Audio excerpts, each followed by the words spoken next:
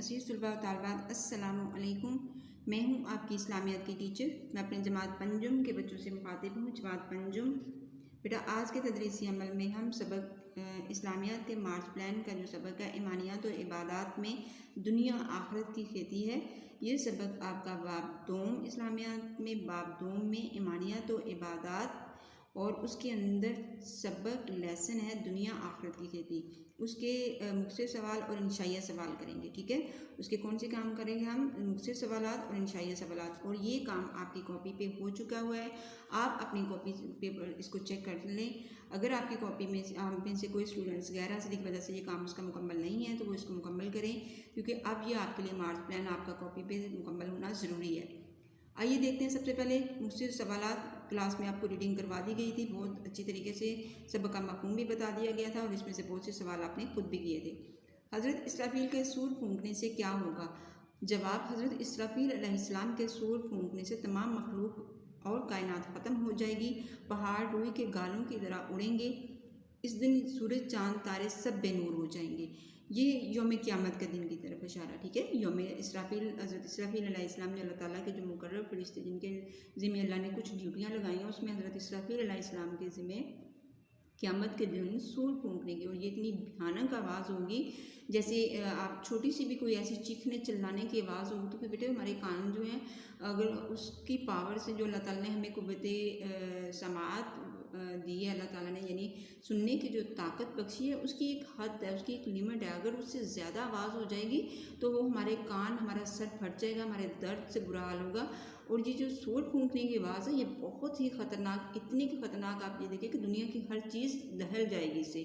اور قرآن پاک میں بڑے تفصیل سے جو جن صورتوں میں قیامت کا ذکر ہے اس کے بارے میں فکر ہے کہ کس طرح ہر چیز جو ہے یہ سور پھونکنے کے بعد اتنی زبردست زور کی اور بھیانک آواز ہوگی کہ ہر چیز جو ہے روئی کے گالوں زروں کی طرح اڑتی ہوئی نظر آ جائے گی۔ اللہ اس دن کی ہیبت سے ہمیں بچائے اور ہمیں ایمان کی حالت میں ہمارا خاتمہ ہو، اور اللہ ہمارے لیے ہمارے ساتھ اچھا جو سلوک کرے۔ بے شک ہم بہت گناہ گار ہیں، تو ہم اپنے لیے اللہ تعالیٰ سے بخشش اور مغفرت کی دعا کرتے ہیں۔ نمبر 2 ہے کرامن کاتبین کیا کام کرتے ہیں؟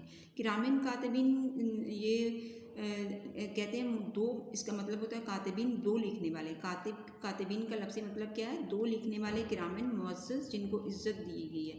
کرامن کاتبین کا مطلب دو معزز جو ہیں لکھنے والے، وہ کیا کام کرتے ہیں؟ تو یہ اللہ تعالیٰ کے دو معزز فرشتے ہیں، ان کو کرامن کاتبین کہتے ہیں۔ یہ انسان کے کندھوں کے دائیں، ایک دائیں طرف اور ایک بائیں طرف، یہ اللہ تعالیٰ کے دونوں فرشتے جو ہیں وہ ہمارے اعمال تحریر کرتے ہیں۔ تو آئیے سوال میں دیکھتے ہیں جواب۔ انسان کے اچھے اور برے اعمال کا حساب کتاب لکھنے کے لیے اللہ تعالیٰ نے دو فرشتے مقرر کیے ہیں جنہیں کرامن کاتبین کہتے ہیں، جو انسان کی نیکیاں اور برائیاں لکھتے ہیں۔ جو دائیں طرف والا فرشتہ بیٹا، جو دائیں ہمارا بازو ہے، اس ہمارے دائیں کندھے پہ جو بیٹھا ہوتا ہے وہ ہماری اچھائیاں لکھتا ہے، اور جو بائیں کندھے پہ بیٹھا ہوا اللہ تعالیٰ نے جو فرشتہ مقرر کیا ہے وہ ہماری برائیاں لکھتا ہے۔ اور یوں ہمارا روزانہ کا ہر ایک منٹ، ایک سیکنڈ کا اعمال نامہ جو ہے وہ ہمارا درج ہو رہا ہے۔ ہم اپنی نیتوں میں جو سوچتے ہیں، ہم دلوں میں جو خیال کرتے ہیں، ہم اگرچہ وہ کام اپنے ہاتھوں سے انجام بھی نہیں دیتے، لیکن اگر ہم دل سے بھی برا جان لیں اس کو، تو اس کو وہ بھی تحریر دیتے۔ اس لیے ہر ممکن کوشش کرو کہ اچھے سے اچھا سوچو اپنی، کیونکہ انما الاعمال بالنیات، عملوں کا دار و مدار نیتوں پر ہے، اور اپنی نیتوں کو ہمیں کیا کریں؟ خالص کریں۔ ہمیشہ اپنی سوچ اچھا سوچیں، اچھا سوچیں۔ اگر آپ کے پاس بری سوچ آتی بھی ہے تو آپ فوراً سے تعوذ پڑھ لیں اللہ تعالیٰ سے ہر وقت، بسم اللہ الرحمن الرحیم۔ آپ چھوٹے بچے ہو، بسم اللہ الرحمن الرحیم پڑھتے رہا کریں، سبحان اللہ پڑھتے رہا کریں، ٹھیک ہے۔ اس کے بعد نمبر 3 ہے ہمیں دنیاوی زندگی کس طرح بسر کرنی چاہیے؟ ہمیں اپنی دنیاوی زندگی اللہ تعالیٰ اور اس کے رسول صلی اللہ علیہ وآلہ وسلم کے بتائے ہوئے طریقے کے مطابق بسر کرنی چاہیے۔ ان سوالات کو آپ اپنے طریقے سے بھی لکھ سکتے ہو۔ میں نے مختصر سوال جو آپ کو کروائے ہیں وہ یہ 3 سوال ہیں۔ دنیاوی زندگی کون سی ہے؟ یہ جو اللہ تعالیٰ نے ہمیں بخشی ہے، ہم جو گزار رہے ہیں، جسے اللہ تعالیٰ نے ہمیں اس دنیا میں، ہمارے والدین جو ہیں وہ ہمیں ہماری پرورش کرتے ہیں، ہم بڑے ہوتے ہیں، پھر ہمارے اوپر ذمہ داری آ جاتی ہے معاشرے کی، پھر ہم بوڑھے ہو جاتے ہیں، پھر اس دنیا سے رخصت ہو جاتے ہیں۔ تو یہ ساری جو ہماری زندگی ہوتی ہے، اس کی جتنا بھی عمل ہوتا ہے، اس میں جتنے بھی ہم کام کیے ہوتے ہیں، جب ہم پہ اللہ تعالیٰ جو ہے ہمارے اوپر ذمہ داری، اگر اس میں ہم کوئی لغزش کرتے ہیں، اگر ہم اس میں کوتاہیاں کرتے ہیں، جو بھی ہم کریں گے، جس طرح کا بھی کریں گے، تو وہ اگر ہم اس کو اپنے اللہ کے احکامات کے ماتحت نہیں کریں گے، اپنے نبی کریم صلی اللہ علیہ وآلہ وسلم کی تعلیمات کے مطابق نہیں کریں گے، تو پھر کیا ہوگا؟ ہماری دنیاوی زندگی وہ اچھی نہیں ہوگی، اس سے ہماری دنیاوی زندگی بھی خراب ہوگی اور آخرت کی زندگی بھی خراب ہوگی۔ تو ہمیں اپنی آخرت دنیاوی زندگی کس طرح بسر کرنی چاہیے؟ اللہ تعالیٰ اور اس کے رسول صلی اللہ علیہ وآلہ وسلم کے بتائے ہوئے طریقوں کے مطابق کرنی چاہیے۔ اس کے بعد آتے ہیں بیٹا انشائیہ سوالات کی طرف۔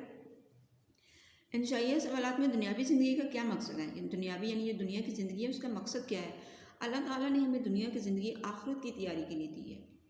یہ دیکھیے بیٹا کتنی بڑی بات ہے کہ اللہ تعالیٰ نے یہ ہمیں زندگی بخشی ہے، اس میں ہماری رہنمائی فرمائی ہے، ہمیں انبیاء کے ذریعے تعلیمات دی ہے۔ تو ہماری یہ زندگی کس کے لیے؟ اس یوم آخرت کے لیے۔ ایک دن وہ یوم آخرت آئے گا جب ہم اس دنیا سے ختم ہو جائیں گے اور یہ دنیا بھی ایک دن ختم ہو جائے گی، پھر ہم اللہ تعالیٰ کے حضور پیش ہوں گے، اللہ تعالیٰ کے حضور ہمارے معاملہ میں جائیں گے۔ تو وہ جو کچھ ہم نے اس دنیا کی زندگی میں، ہماری 50 سال کی زندگی ہوگی، 70 سال کی زندگی ہوگی، 100 سال کی زندگی ہوگی، 10 سال کی زندگی ہوگی، 20 سال کی جتنی بھی ہمارے اعمال ہیں یہ اس دن یوم آخرت کو ہمارے سامنے آ جائیں گے۔ اگرچہ ہمیں اپنے کاموں کا پتہ نہیں ہوتا، ہمیں اپنے کام یاد نہیں ہوتے کہ کون کون سے، لیکن ہمارے یہ تمام اعمال جو ہے وہ کیا ہو رہے ہوتے ہیں؟ تحریر ہو رہے ہوتے ہیں۔ اور دنیا کی زندگی کو اسی لیے آخرت کی کھیتی کہا ہوا ہے کہ دنیا جس طرح کسان اپنی فصل جو ہے وہ موسم آنے پہ کاشت کرتا ہے، پھر اس کی دیکھ بھال کرتا ہے، پھر اس فصل پہ جو وہ بیج بوتا ہے اسی کی فصل اس کو حاصل ہوگی۔ اگر وہ گندم کی فصل بوئے گا تو اس کو چاول نہیں ملیں گے، اس کو گندم نہیں ملے گی۔ اگر وہ کچھ بھی کاشت نہیں کرے گا تو اس کو کچھ بھی حاصل نہیں ہوگا، اور پھر اس کی جتنی وہ دیکھ بھال کرے گا اتنی ہی اچھی فصل اس کو حاصل ہوگی۔ تو اس لیے اس دنیا کے رسول پاک صلی اللہ علیہ وآلہ وسلم نے جو دنیا کی زندگی ہے اس کو آخرت کی کھیتی قرار دی ہے، تو اسی وجہ سے دی ہے کہ جو کچھ ہم دنیا میں کریں گے اسی طرح ہمارے پاس آخرت میں ہوگا۔ دنیا کی زندگی عارضی ہے۔ ایک اور بڑی بات کہ دنیا کی زندگی یہ کیا ہے؟ یہ ہمیشہ کی نہیں ہے، یہ عارضی ہے، تھوڑی دیر کے لیے ہے، اور اخروی زندگی ہمیشہ کی ہے۔ جو آخرت کی زندگی ہمیں ملے گی، جو یوم آخرت کے بعد جو ہمیں زندگی ملے گی ہمارے مال ناموں کے بعد، وہ ہماری زندگی کیا ہوگی؟ وہ ہماری ہمیشہ کی زندگی ہوگی۔ آخرت میں کامیابی کا انحصار دنیاوی زندگی میں کیے گئے اعمال پر ہے۔ نبی پاک صلی اللہ علیہ وآلہ وسلم کا فرمان ہے دنیا آخرت کی کھیتی ہے، کہ آپ صلی اللہ علیہ وآلہ وسلم کا کیا فرمان ہے کہ دنیا آخرت کی کھیتی ہے، اس لیے دنیا میں جو کچھ ہم کریں گے اس کا ہمیں بدلہ کس سے ملے گا؟ آخرت میں ہمیں ویسا ہی اس کا بدلہ ملے گا۔ اس پہ بعد آ جاتے ہیں سوال نمبر 2 پہ، قیامت کے روز اعمال ناموں کے ساتھ کیا کیا جائے گا؟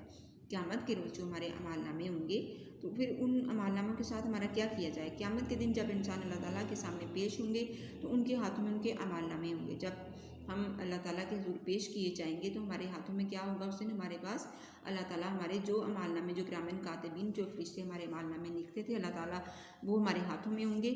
پھر ان اعمال کا وزن کیا جائے گا، پھر وہ اعمال جو ہمارے ہاتھوں میں ان کا وزن کیا جائے گا۔ جس کے اعمال کا وزن نیکی کی صورت میں زیادہ ہوگا انہیں جنت ملے گی، اور جس کے نیک اعمال کا وزن برائیوں کی صورت میں ہوگا وہ دوزخ میں جائے گا۔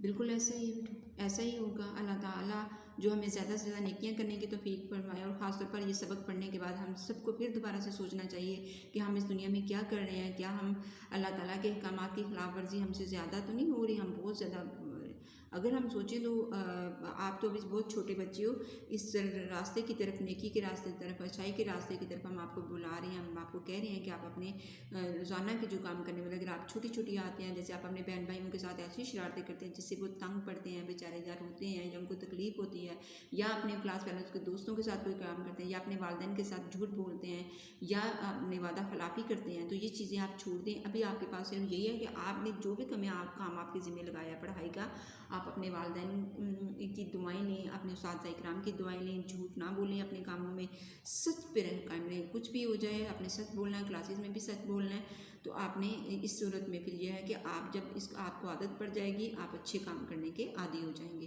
مشقی کام میں جو چیزیں آپ کی شامل ہیں وہ آپ نے خود کرنی ہے۔ سوال نمبر 2 صفحہ نمبر 9 پہ ہے، یہ بھی آپ نے خود کرنا ہے۔